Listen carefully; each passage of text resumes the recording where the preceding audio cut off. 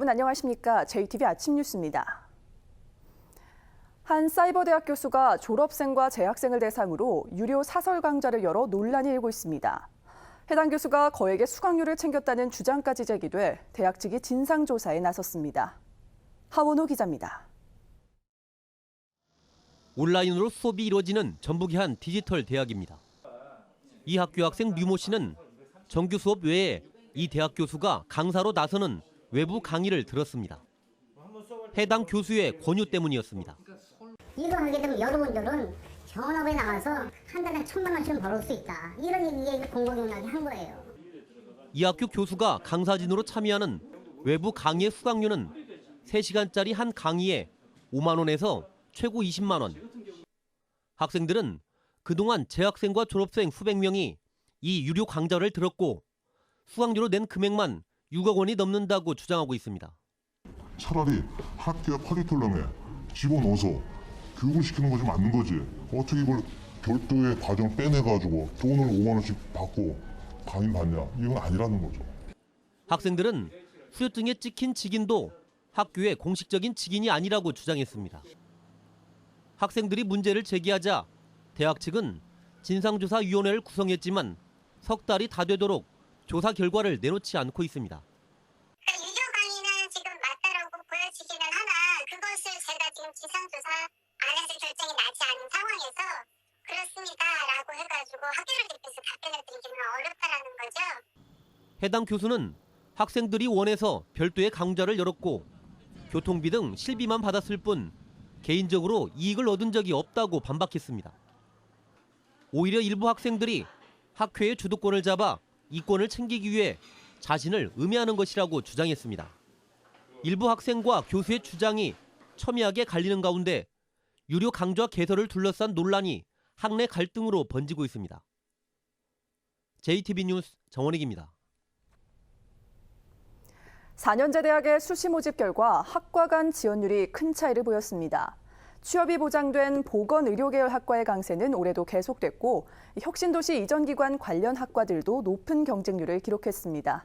조창현 기자가 보도합니다. 전북대 수시 모집 결과 가장 눈에 띄는 것은 농생명학과의 약진입니다. 농생명 계열의 대부분의 학과는 평균 경쟁률이 10대 1을 넘었습니다. 그동안 이과 계열에서 강세를 보였던 공대와 자연대를 제쳤습니다. 혁신도시에 농생명 관련 공공기관이 대거 이전한 것이 영향을 끼친 것으로 분석됩니다. 농진청 등 관련 기관들이 이주함에 따라서 사회적 관심이 많이 집중이 되었고 그래서 도내 학생뿐만 아니라 외지 학생들도 이에 대한 관심이 매우 높아졌기 때문이 아닐까 그렇게 생각해 봅니다. 부실대학으로 지정돼 노심초사했던 호원대는 수시 모집 결과에 한숨 돌렸습니다. 호텔 관광학과, 물리치료학과 등 상대적으로 취업률이 높은 학과에 학생이 몰려 높은 경쟁률을 기록했습니다.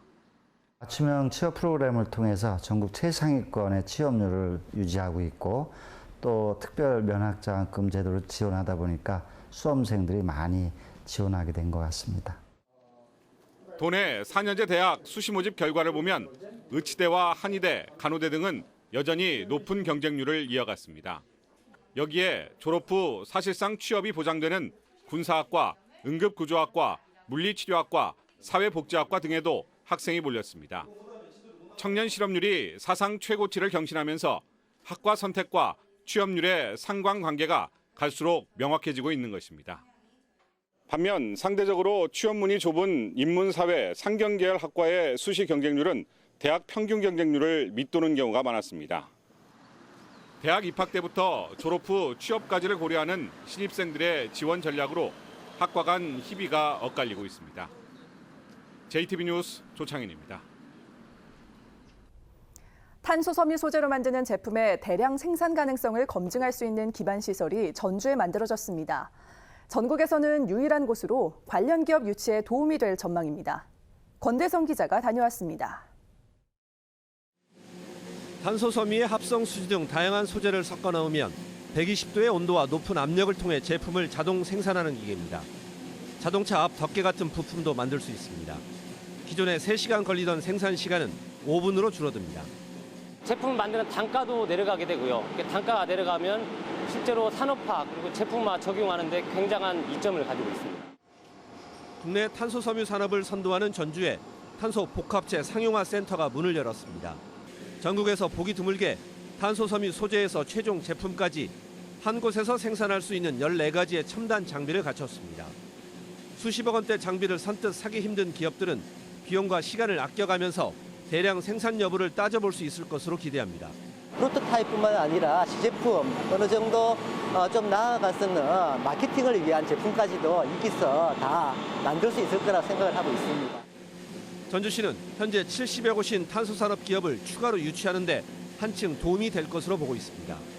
기업들의 탄소 복합재 성형 기술 개발을 지원을 하고 관련 기업들을 많이 유치를 해서 탄소 산업이 더 활성화되도록 200억 원이 투자된 탄소 복합재 상용화 센터가 지역 산업 발전에 기여할 규모가 주목됩니다.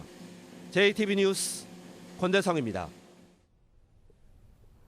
올해로 54번째를 맞은 소충사선 문화제가 막을 올렸습니다. 사선녀 선발대회와 호남좌도 농악 경연대회 등 다양한 행사가 나흘 동안 펼쳐집니다. 김진형 기자가 보도합니다.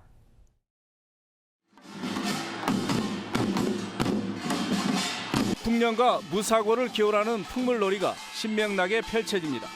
전설 속 선남 선녀가 내려와 놀았다는 사선대에서는 사선녀와 신선의 덕을 기리는 예가 올려집니다.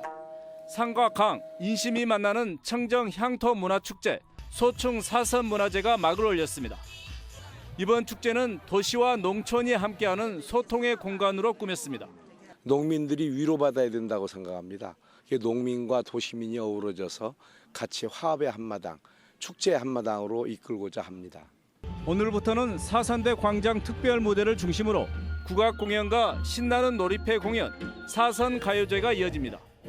또 치즈와 고추, 산머루 등 지역 특산물 판매장이 운영되고 전시와 체험 행사가 곳곳에서 열립니다. 고향에 와가지고 이렇게 축제를 한다고 해서 왔는데요. 너무 보기 좋고 맛있는 것도 많이 있을 것 같고 좋습니다. 전국 호남 좌도 농악 경영 대회와 올해로 30회째를 맞는 사선녀 선발 대회도 빼놓을 수 없는 재미입니다. 일요일에는 JTB 특집 축하 공연이 대미를 장식합니다. 향토 축제의 맛과 멋을 만끽할 수 있는 소충 사선 문화제는 오는 일요일까지 나흘 동안 이어집니다. JTB 뉴스 김진영입니다. 전국적으로 도시재생 사업이 활발하게 추진되고 있습니다. 역사문화자원을 활용한 재생 사업은 성과를 내고 있지만 구도심 주거지역의 재생 사업은 뚜렷한 방향을 찾지 못하고 있습니다. 보도에 정윤성 기자입니다. 1920년대 일제가 양곡 창고로 사용하던 건물을 개조한 삼례문화예술촌입니다. 양곡 창고를 미술관, 책공방, 책박물관 등 7개 문화시설로 탈바꿈시켰습니다. 올 들어서만 2만 5천 명이 다녀가는 등 관람객이 꾸준히 증가하고 있습니다. 일제 강점기 때 지어진 양곡 창고이기 때문에 오랜 세월 지역민하고 함께한 공간을 이제 현대에 맞게 현대의 다양한 컨텐츠를 담아서 이 미술관은 1907년에 지어진 나가사키 은행 건물입니다. 군산시 장미동 일대 수탈의 현장이 박물관, 미술관, 카페 등으로 리모델링됐습니다. 과거와 현재의 공존이라는 의미에서 주목을 받고 있습니다.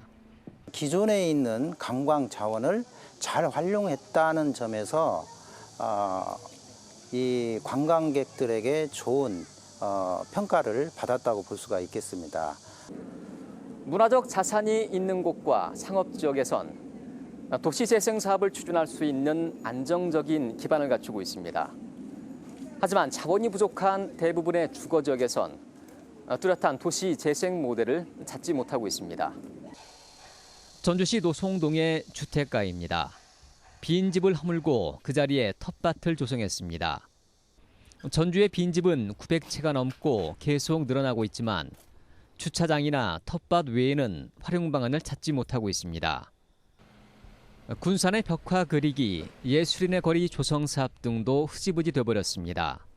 주민들이 생각하고 있는 바람하고 결국 뭔가 재생사업으로 이루어지는 그런 사업들과의 괴리가 생기는 거고, 그 괴리가 크면 클수록 결국 사업의 연속성이 그만큼 떨어진다고 봅니다. 오늘 저녁에 방송되는 시사기획판에서는 주거지역 도시재생사업의 현주소를 들여다보고 주민중심 재생사업의 가능성을 짚어봤습니다. JTB 뉴스 정윤상입니다. 오늘 금융노조가 성과연봉제 저지를 위한 총파업에 들어가면서 은행마다 대비책을 마련하고 있습니다. 전북은행은 600여 명의 조합원 가운데 400여 명이, 농협은행은 500여 명의 조합원 가운데 390명가량이 파업에 참가하고, 시중은행들도 상당수 조합원들이 서울 상암 월드컵 경기장에서 열리는 총파업 대회에 참가할 것으로 예상됩니다. 은행들은 이에 따라 시중 영업점포에 본점 관리자와 비조합원 인력들을 대거 파견하는 것을 비롯해 영업에 차질을 빚지 않도록 대비책을 마련하느라 고심하고 있습니다. 삼성의 새만금 투자가 무산된 것과 관련해 더불어민주당이 이재용 부회장에게 국정감사 증인으로 나오라고 다시 촉구했습니다. 더민주 안호영 의원은 이재용 부회장과 최지성 미래전략실장 가운데 한 명이 2011년 MOU 체결의 실태를 밝힐 수 있다며 국정감사 증인 채택을 촉구했습니다. 그러나 여당인 새누리당의 반대로 증인 채택에 어려움을 겪고 있습니다. 더민주는 2년 전에도 삼성 관계자를 국정감사 증인으로 신청했지만 새누리당의 반대에 부딪혀 증인 채택에 실패했습니다. 보건당국이 올해부터 노인 독감 예방접종을 연령별로 구분하는 순차 접종을 시행해 혼선이 커질 것으로 보입니다. 질병관리본부는 환자 쏠림을 막기 위해 만 75세 이상은 10월 4일부터 가능하지만 만 65세 이상에서 74세 이하는 반드시 10월 10일 이후부터 무료 접종을 받을 수 있다고 밝혔습니다. 국민의당 김광수 의원은 10월 4일부터 환자들이 몰려올 게 뻔한데 질병관리본부의 연령별 무료 접종 홍보가 너무 늦었다며 보건소마다 혼선이 빚어질 것으로 우려했습니다. 정부가 경기 활성화를 위해 실시하는 쇼핑 관광 축제 코리아 세일 페스타 기간에 도내 전통시장에서도 다양한 행사가 진행됩니다. 전북지방 중소기업청은 도내 대표 시장으로 선정된 남부시장의 경우 오는 29일부터 나흘 동안 외국인 관광객의 전주 열차 투어가 연계되며 다양한 할인 행사와 폭죽 이벤트, JTB 매직 FM의 공개 방송 등이 진행된다고 밝혔습니다. 또 이른바 확산시장으로 선정된 익산 남부와 북부시장, 군산 명산과 나운 주공시장 등 4곳에서도 10월 초순 시장별 일정에 따라 할인 행사가 진행될 예정입니다. 전북은 오늘 고기압의 영향으로 맑겠습니다. 낮 최고 기온은 24도에서 27도의 분포로 어제와 비슷하겠습니다. 아침까지는 일부 내륙에 안개가 끼는 곳이 있을 것으로 보여 출근길 교통안전에 주의가 필요합니다. 바다의 물결은 서해남부 전해상에서 0.5m로 잔잔하겠습니다. 토요일인 내일도 대체로 맑다가 점차 구름이 많아지겠고 화요일인 27일 오후부터 28일 사이에는 비 소식이 있습니다. 비와 함께 낮 최고 기온도 24도에서 25도로 이번 주보다 2, 3도가량 낮아지겠습니다.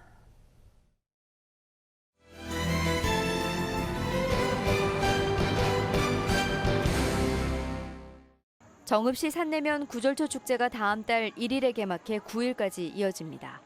정읍시는 축제 기간에 소나무 숲 사이로 눈꽃처럼 환하게 피어난 구절초는 물론 어린이 패션 퍼포먼스, 구절초 조격 체험 같은 다양한 행사를 즐길 수 있다고 밝혔습니다. 자신의 삶을 기록하고 지역의 이야기로 엮어내는 완주 시니어 자서전학교가 개강해 앞으로 8주 동안 진행됩니다. 시니어 자서전학교는 농촌 노인들의 개인적인 삶을 지역사회가 함께 공유해서 개인의 기록을 지역의 역사로 연결하기 위한 작업입니다. 익산 지역에 전승되는 국악과 농악 등을 전수하는 무형문화재 통합전수관이 문을 열었습니다. 익산 무형문화재 통합전수관은 교육실과 실내 공연장 등을 갖췄으며 익산 지역에서 전해오는 이리향제 줄풍류와 농악 등 전통 무형유산을 한자리에서 즐기고 알리는 공간으로 운영됩니다. JTB 아침 뉴스를 마칩니다. 시청해주신 여러분 고맙습니다.